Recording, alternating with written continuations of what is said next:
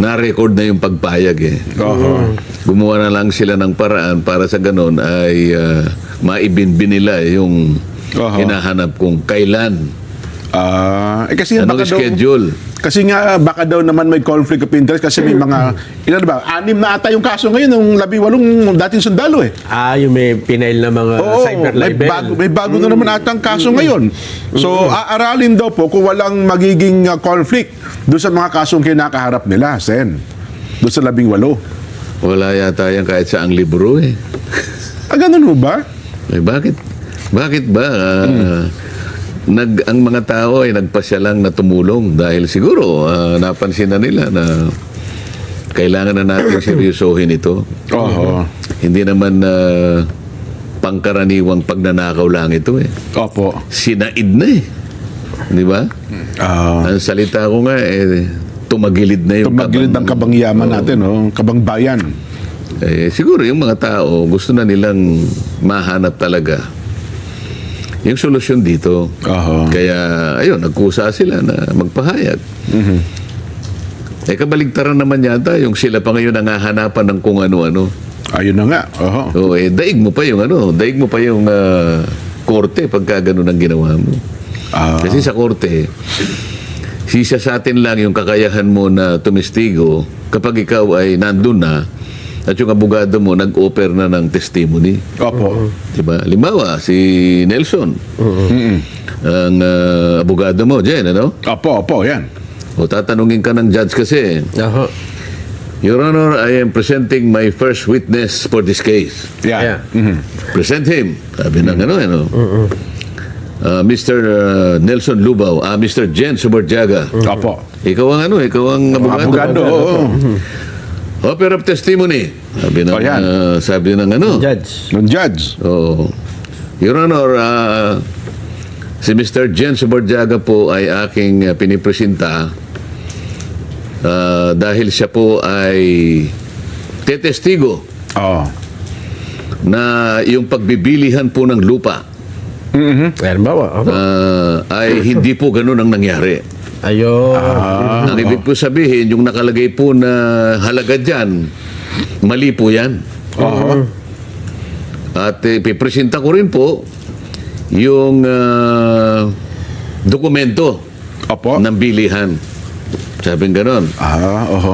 O di tinitingnan ng judge yung kasi yung importansya meron na rin siyang kopya dun sa dun sa minarkahan na yun. Meron ng pre-marking kasi yun eh.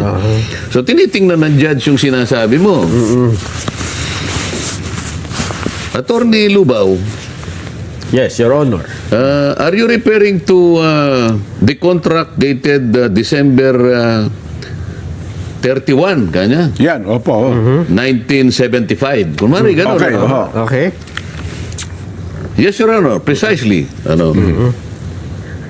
But I cannot see the name of Jen Subarjaga. Mr. Jen Subarjaga in this document. He is not one of the parties. He is not even one of the witnesses.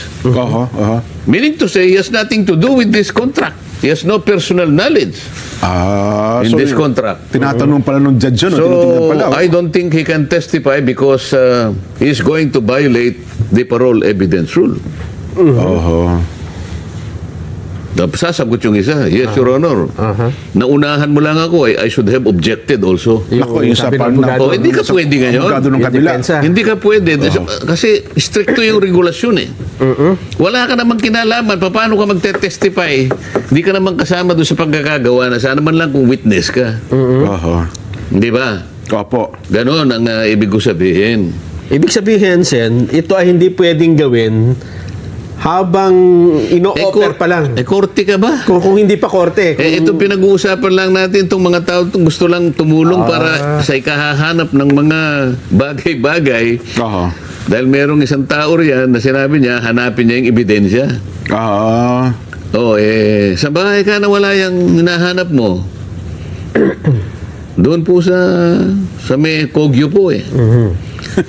May mga tao bakit sa Paranaque ka naghahanap? Talaga ba naghahanap ka? Mga ganun eh. Layo. Halimbawa, eto na naman, baligtad. ikaw naman ang presenta ni ano? Aha. Ni ano? Ano yung offer mo ngayong araw na ito? Sabi na judge. Opo. Sabi mo naman, Opo. Jen, ikaw mga abogado. Your Honor, I'm presenting Mr. Nelson Lubao as my first witness. Aha. Present him. Yan, Di umupo ka na. Oho. Your Honor, what is the offer of testimony?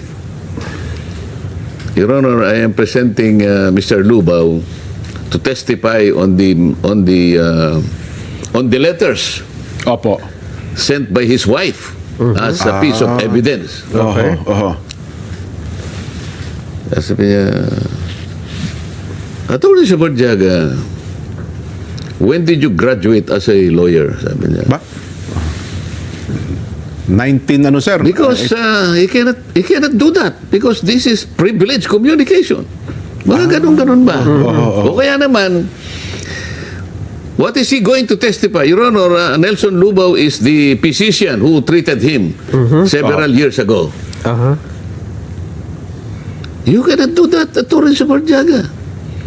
That's covered by privileged communication. Hindi mo pwede si ano yan, The si Walat. physician and the Opo. client. Opo, yung Yung mga ganun ang binabawal. Aha. Pero yung kung gagawin mo, sisitahin mo yung... paano mo gagawin yun? Hindi pwede Yung yung ganun. pagharap niya. Ngayon, merong mga... May mga mahalata ng...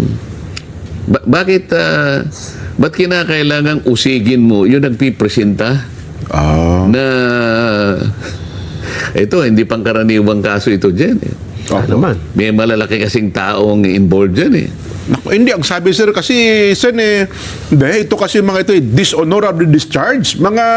May mga kaso ito ng pagsisinungaling. Oo, di pakita mga mo ganun ngayon, ipakita mo sa pamagitan ng mga batas nating umiiral, pagka may mga kaso, hindi sila pwedeng mag-testify. Di ba? Oho. Kailangan meron. Kung meron, maring nagkakamali ako, maring baka hindi ko nabasa. Opo. Baka may bagong batas na. Di pakita ninyo. Oho. O sangayon po sa mga rules of court ngayon na ginawa po, tatlong araw pa lang ang nakararaan. May bago tayong bagong rules. Lahat po ng nademanda Oho. o ididemanda pa lang. Pati po yung kulay ng balat ay tinitingnan po ngayon. At kung meron ka pong at pagka po yung ngipin nyo ay hindi kumpleto, hindi na po kayo pwedeng mag-testify ngayon. Bawal mag-witness yan. Masyado na pong mahigpit ngayon. Oho. O edi. Kung ang kaso niya, Sen, syndicated, estapador po talaga yan. Talaga hong napatunayan ng korte na manloloko po yan eh. Hindi ka muna. Ang pinag-uusapan natin yung sasabihin niya, hindi yung kanyang pagkatao. Ganun At saka pala. mo na lamang, kaya nga susuriin ng judge eh. Ganun pala. Ibang kaso. Makikita pa rin naman kung yung sasabihin mo ay merong koneksyon doon sa pinag-uusapan.